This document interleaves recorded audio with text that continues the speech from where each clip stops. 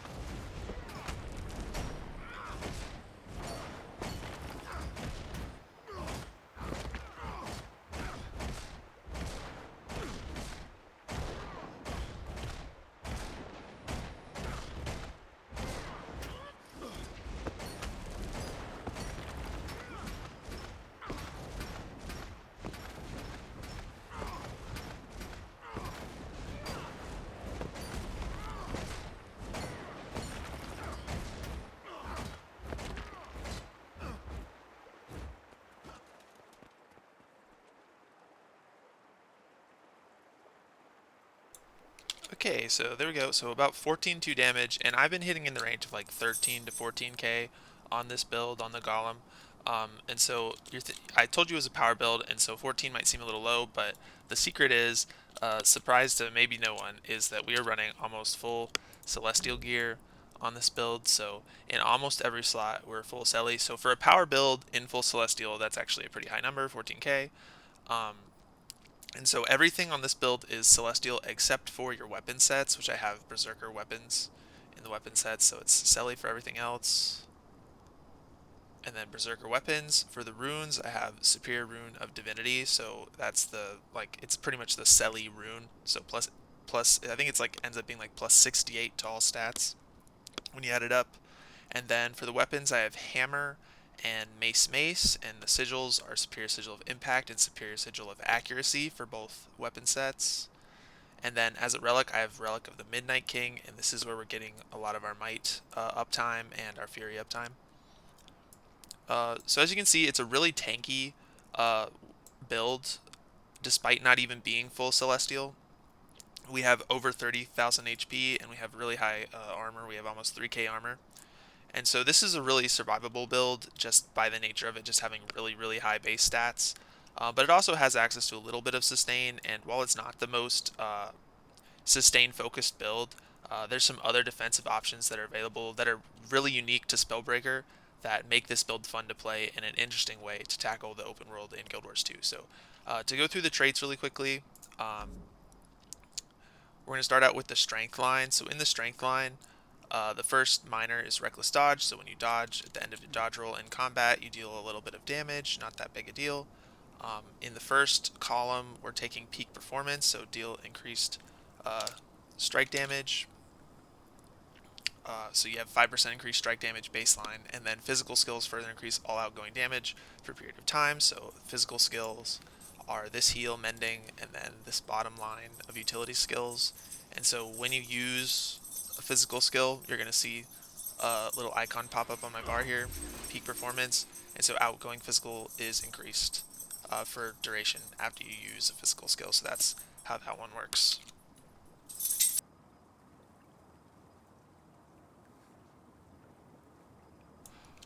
Okay, and so next up for the minor is building momentum. So burst skills restore endurance on hit. So this is good if we're dodging a lot in combat, which is part of the reason why we would play a build like this, the Spellbreaker build, and we'll go into that more in the gameplay section of this video. But we just get some endurance back every time we use the burst skill, which is nice.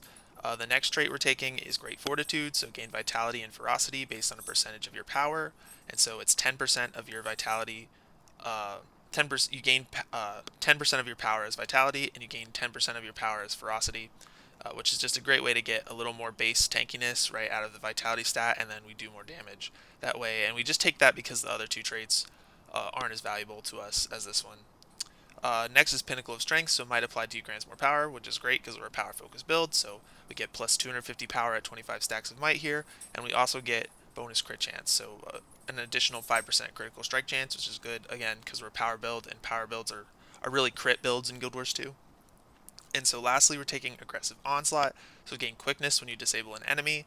As you know, I really like quickness on open world builds. I think quickness is the most valuable from a fun perspective in open world. Quickness just makes the game feel faster and feel like you're playing at the proper tempo, and it helps you get into harder content later if you learn how to play the game with quickness. And so every time we disable a foe or do Defiance bar damage, like do a skill that right, this Defiance Break has Defiance Break on it, we gain quickness, and we have so many CC skills on this build, right? We have Mace 5, Mace 3, our Skullcrack, right? Our Mace Burst skill. We have the full counter, which we'll talk about later.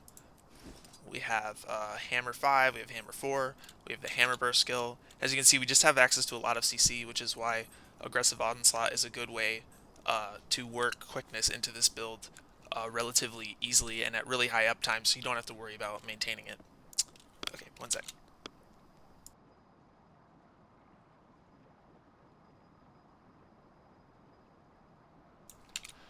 Okay, and so for the next line is going to be the line that kind of is the centerpiece of how this build works and why we do decent damage despite being a power celly build with suboptimal, air quotes, suboptimal weapons on our bar.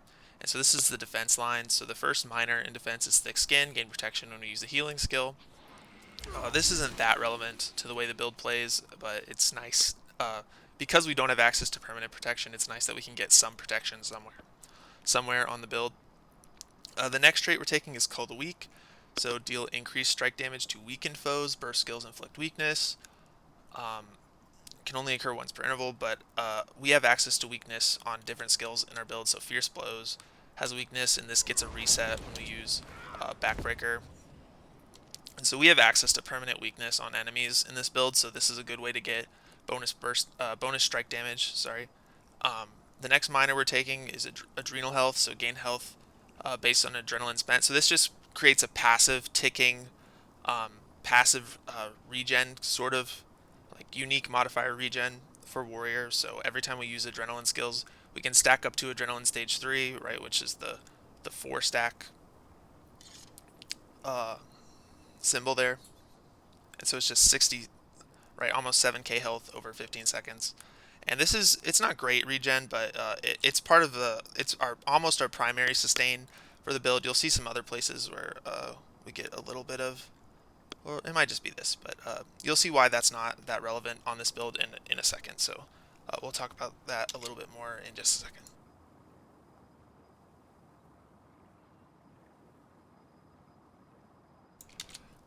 Alright, next up in the defense line is Merciless Hammer, so hammer and mace skills, and this is the key trait that's gonna that informs our weapon choice for this build. So hammer and mace skills deal increased damage when striking a disabled or defiant foe, gain adrenaline when you disable a foe. So again, we have access to just a ton of adrenaline generation on this build, which is the warrior profession mechanic, adrenaline and burst skills.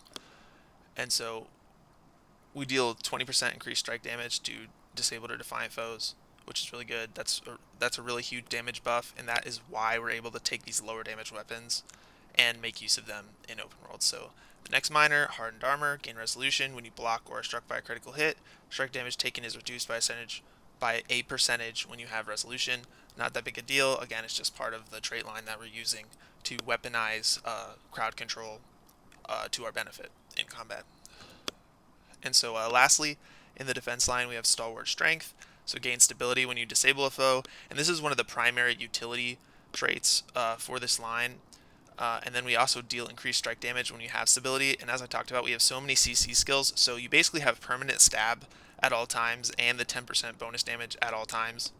And so this is a great way to combine utility, defensive capabilities, and damage all into one skill set, one focus for the build, which is CCing in order to generate boons and generate defenses, and then also deal more damage on top of that.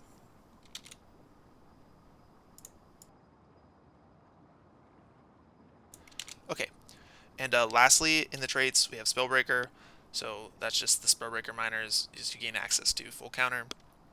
The first trait we're taking is Pure Strike, so deal increased critical hit damage. This bonus is doubled against boonless foes, and you'll see why a second, like no foe's going to be able to maintain boons against us on this build.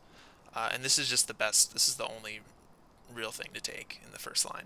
The first minor, or the second minor I guess, is Dispelling Force, so dazes, stuns, pulls, knockdowns, knockbacks, and launches remove boons.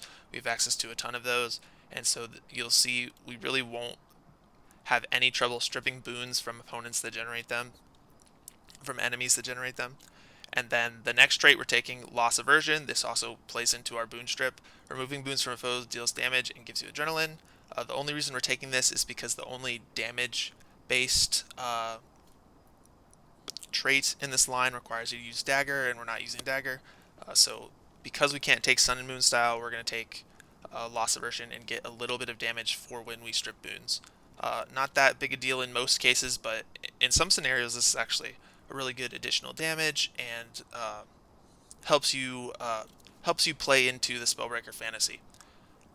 The next one is probably the most important for us to talk about, but we'll talk about it. I'll do a little demo of this trait in a little bit, but Attacker's Insight. Gain Insight when disabling foes or removing boons. Full counter refreshes all burst skills on hit. And so we're going to talk about this one later, so I'm just going to know that you can gain up to 5 stacks of it, and this is how we're going to hit crit cap, so we'll talk about that later.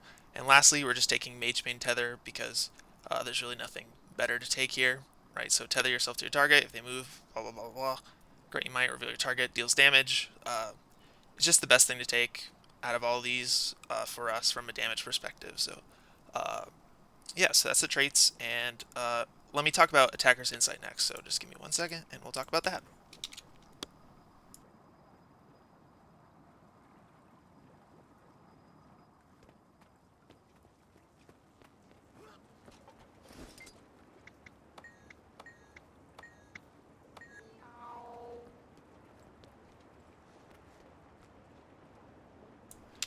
Okay, so the big thing about this build is that you might have noticed that from the stats page it doesn't actually look like we're at crit cap, but I'm going to explain that real quick. So right now we're at 65% crit chance, but the way Attacker's Insight works is that you gain 5 stacks of, and here we'll just show that again. So you can gain up to 5 stacks, and each stack gives you 50 power, 50 precision, and 50 ferocity.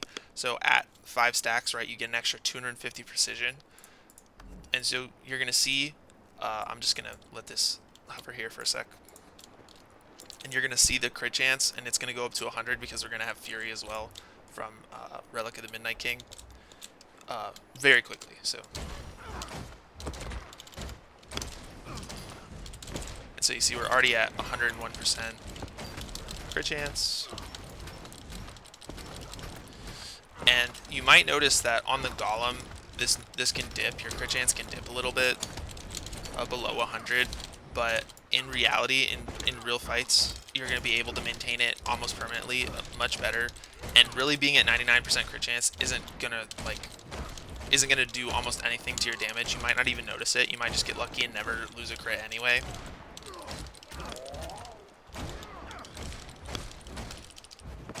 Because, like I said, full counter is going to be a big part of this build, and we're going to talk about that in just a second.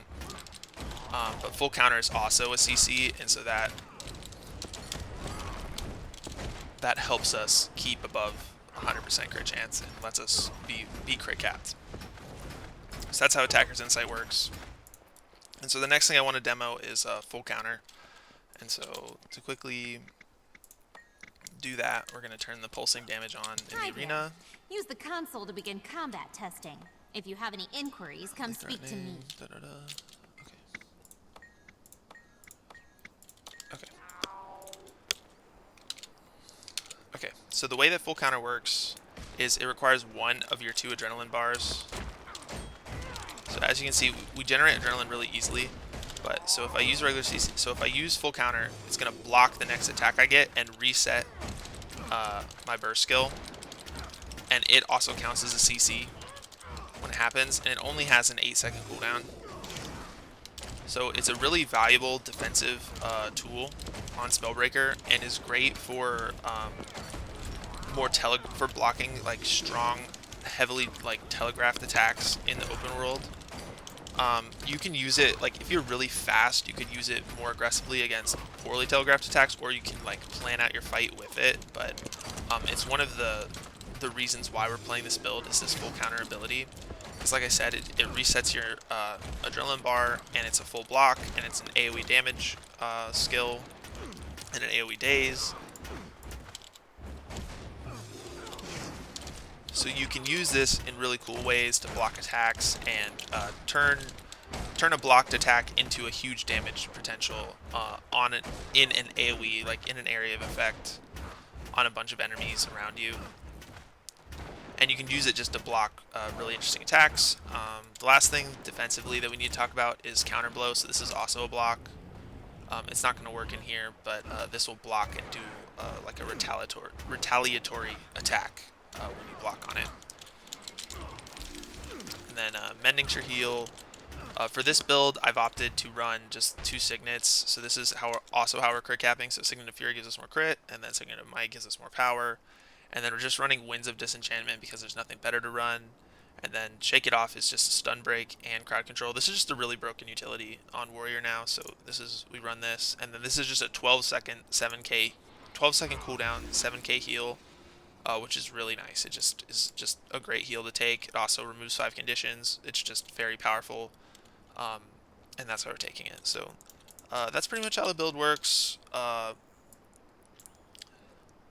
Real quick, so the big thing about this build, again, like I said when we were talking about some of the skills, is the biggest thing is it just turns CC into stability and quickness. So this means that you can't get stunned on this build unless someone like boon rips you, which is super nice, right? You see I have 4 stacks of stab.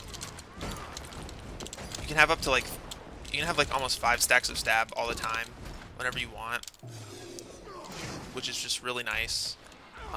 In certain areas, you're going to get punished for having stability. Areas with Boon Corrupt, so like Janthier Wilds, this build will get punished. But in most cases, having permanent stab is really useful, and it allows us to be more aggressive and to just face tank low damage but high CC threats, which is valuable to us in the open world. So that's pretty much how the build works. It's not super complicated, which is good for us. And so now I'm going to go out into the open world and do a demo or 2. Yeah, okay.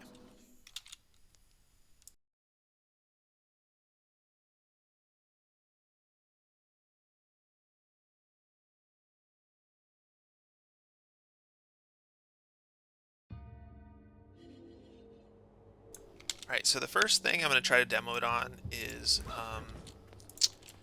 I don't normally use this guy's testing because it's kind of too easy, but it's a good showcase of how this build handles like non-defiance bar mobs, and so hopefully we can get him to actually fight us. Sometimes this is bugged, but no, it'll work. So one of the cool things is you can kind of just, especially up front in a fight, you can kind of just CC lock people to death. Let's see. You're a fast learner. And you have permanent stability. So as you can see, Suko didn't even get to use anything on us. He just got CC'd, and we ramped up super quick on him. So he just got CC'd into oblivion and didn't have a chance to fight us. And even if he did, he couldn't crowd control us because we had stability stacks from CCing him. And so another thing, just really quickly to watch, is if I can get him to fight us again, is just watch how quickly our might ramps on this build, which is another bonus for this build. A practical demonstration then. Let's see how you're a fast learner. Well thought. So as you can see, we get to 25 stacks of might really quickly. on this power Spellbreaker build, which is nice for open world because a lot of times, especially for weaker mobs like Sugo Talon Edge, just ramping quickly is important to just get through fights quicker, right? Again, I've talked a lot on this channel about how power is better than condition damage because of its upfront damage potential. Um, Power damage just takes less time to ramp, and then this build, because it generates might so quickly, ramps even faster than most of the power builds that I've shared on the channel, which is nice. And again, it's super tanky just because you're a warrior and because you have 30k health, 3k armor. And even though it doesn't have sustain, if you can get through enemies quickly, you don't necessarily need a bunch of passive sustain to handle a lot of things in open world. So the next thing we're gonna do is when I test all the time. So the mushroom hero point. But this one is just a good demo because it can showcase how we can use full counter and how we can weaponize our stability against a tougher boss.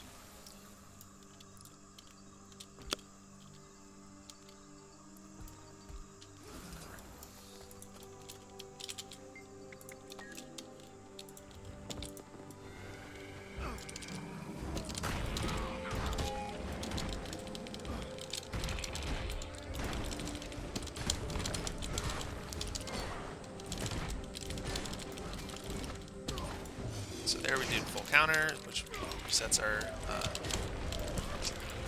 thing, resets our burst skill. And you can use full counter on a lot of these, but like I said, oh, that was a waste. But you can dodge roll on this build too. But as you can see, like normally you end up just on your butt, right? CC'd to oblivion on this fight.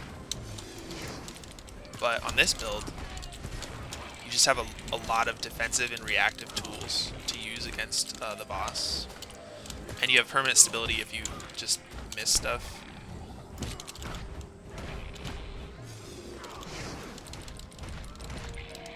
So right, we made really short work of that boss, and because we're so tanky and we do have at least decent passive sustain, we don't even have to worry about ourselves like healing too much. I did press the heal, I think, during that fight, but you can essentially take 0 damage in combat like this on this Spellbreaker build. And like I just showcased, that was really relaxing and easy, and we didn't have to think too much about it to handle a Heart of Thorns Hero Point, which is really nice. I mean, I say this build's more fun focused and not necessarily meta, but it is a strong build still. It just does. I think the biggest thing that I don't like about it is, again, it has low passive sustain and it doesn't have access to permanent protection, so you're not as tanky as you could be. But in reality, if you're playing the build well, you're still going to be almost as survivable as most of my other builds that I've shared on this channel. And the real reason to play this is to kind of outplay certain fights, and so that's going to be the next thing I showcase. So really quickly, I'm going to get that set up, and then I'm going to showcase one more thing, and we'll be done.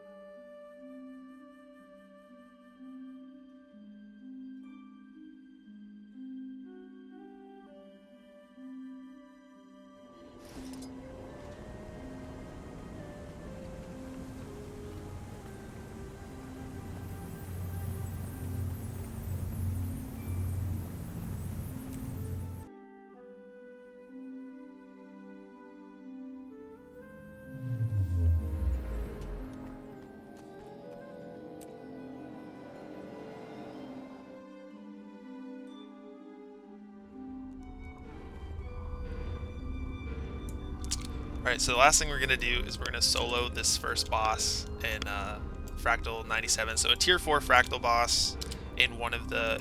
We're not going to do the CM version just because I don't actually think you can do a CM version solo on this build. Or I wouldn't want to. But just as a disclaimer, we could fail this miserably.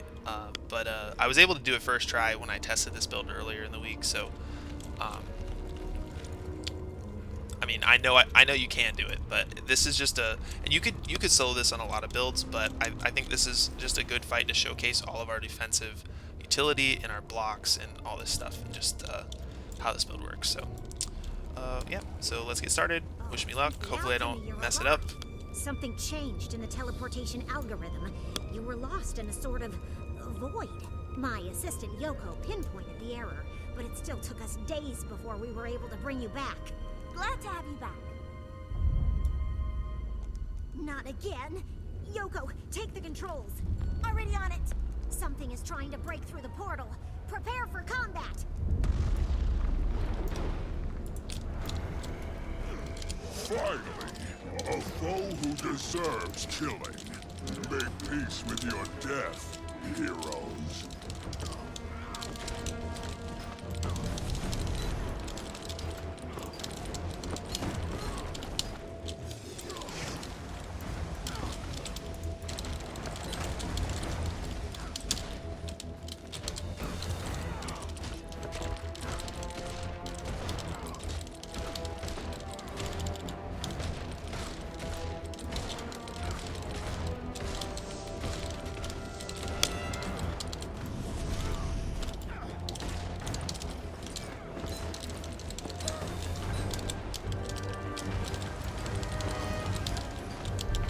Gotta dodge that one. that one hurts.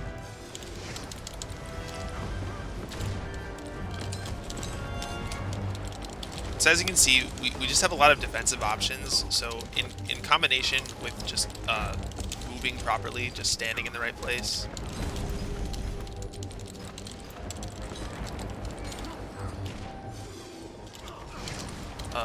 We just have a lot of defensive. Dodge that one, and I didn't dodge that well. That's fine. Again, we do have sustain if we need it. As you can see, I can just block a lot of his attacks.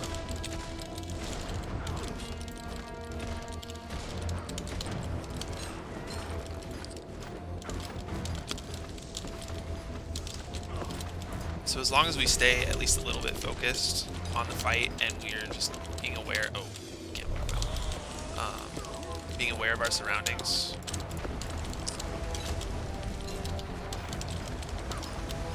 We have really good defensive abilities,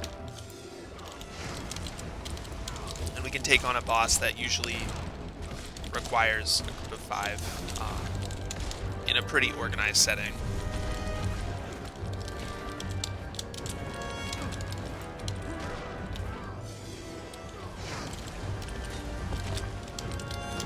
And I'm not playing the fight super optimally in terms of rotation or anything. Again, just because I'm trying to demo just the skill usage. You could play this fight really clean and do it really quickly if you wanted to. But this is just to showcase the build's defensive capabilities. My hatred can't be Right? bound So we're already at any longer. 33% in a tier 4 fractal. And then these guys are going to be a piece of cake for us.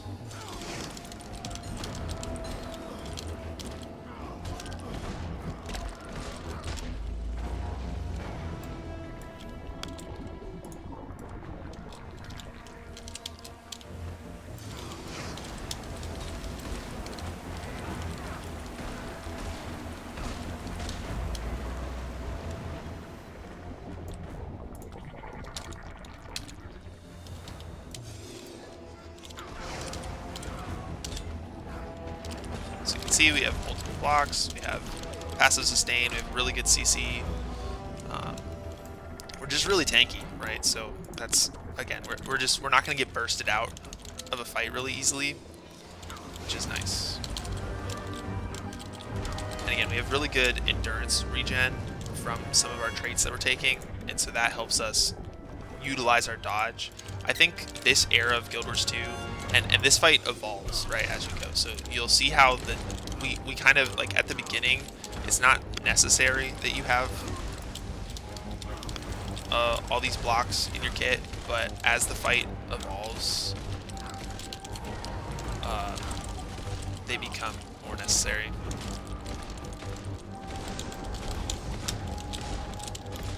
So we just got hit there by something. And again, you can dodge everything in these older encounters. This is kind of like the era of like almost like Souls-like Guild Wars 2 combat, which I really like because I've been a fan of Souls games for like almost 15 years now.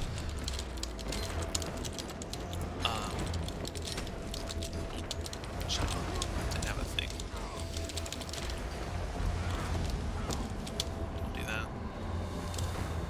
mean. Come back. Come back. Now he goes.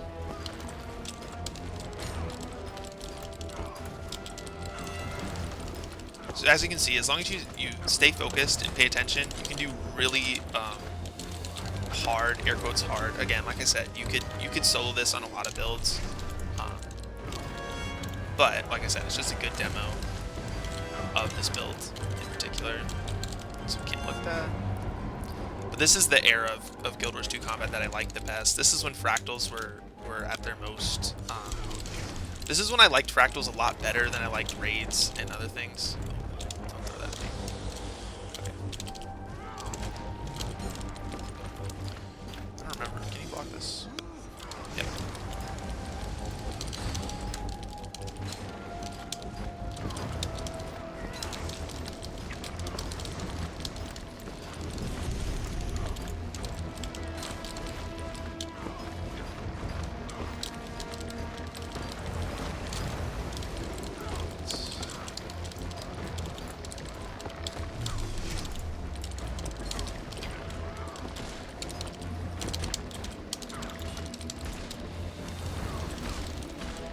Sorry that I'm not talking as much. Oh.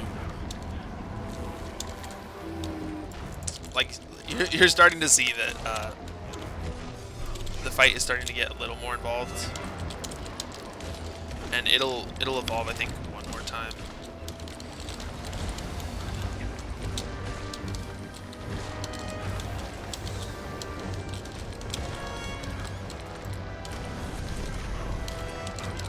After the 33% phase, I can't remember what the last phase adds.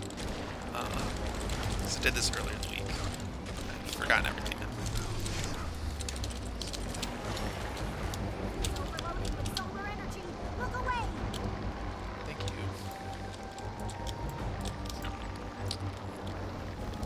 Ow. Ow.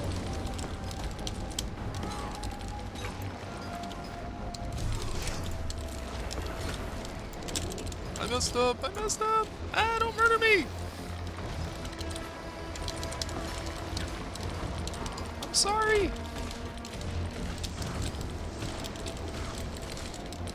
The anger, the rage. Okay, alright. We almost screwed up, but that's fine. Like I said, it just showcases you have really high base stats, so...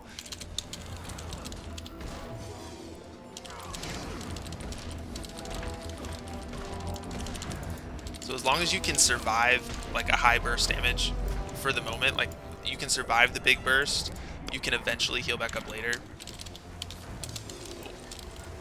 Face the wrong way.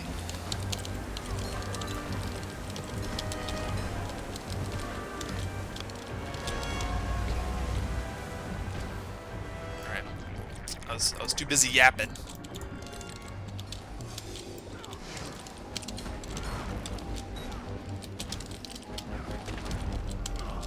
We still have our agony too, so it's not like we were like truly dead, but I kind of want to do it without popping the agony.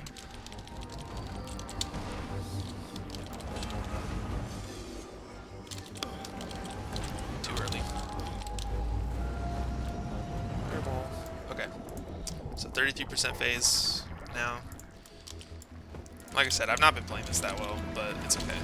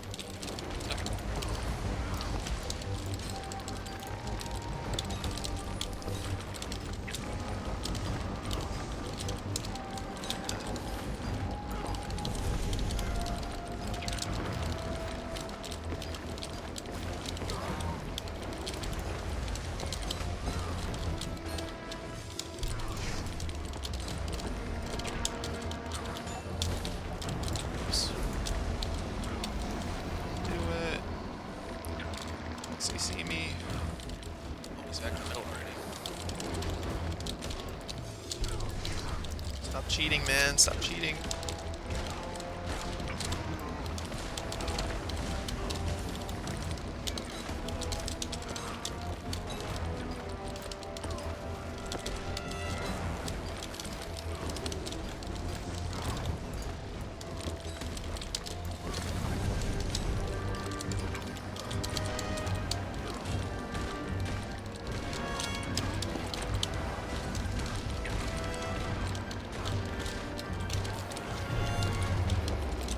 Oops. Whoopsie daisy.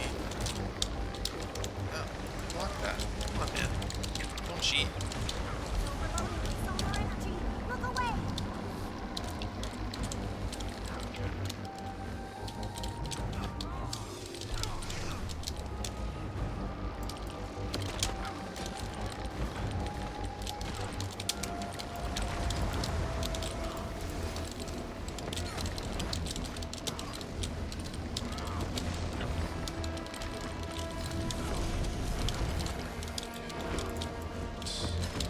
Almost done. Sorry. Been quiet. So close to freedom. Yoko, status report. The And rift there we appears to be go. stabilizing, but I can't close it from here. Something on the other side is keeping it open. Insoluble. See? I knew it. This is what happens when you work in an extremely volatile environment that could collapse in on itself at any time. We won't have long before the rift becomes unstable again. You'll need to go through and stop whatever's keeping it open. You first. Alright, and so that's this Power Spellbreaker build. Again, like I said, I think this is just a really fun way to play Guild Wars 2. That fight was really fun. You could hear me like getting really excited about dodging attacks and making sure to time my blocks right and do all these things, managing so many different incoming damage sources and CC sources that I needed to be aware of, and this build allows you to tackle a lot of them.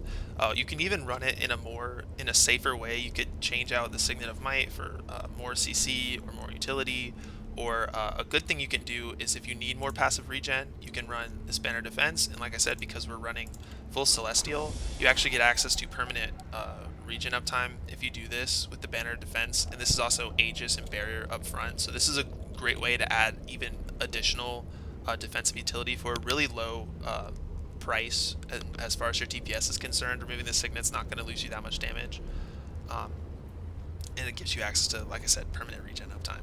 So you can play this even more defensively if you want to, and you can also play it more aggressively. Like if you're just like want to be a Giga Sweat Lord and just get insta punished every time you miss a block or a dodge or something, you can run it in full Berserker and get much more like offensive signets and traits and etc., and not have to run the Signet of Fury, and just run full Berserker, and you can do a decent bit more damage. Like I think it's like 3 or 4k more damage,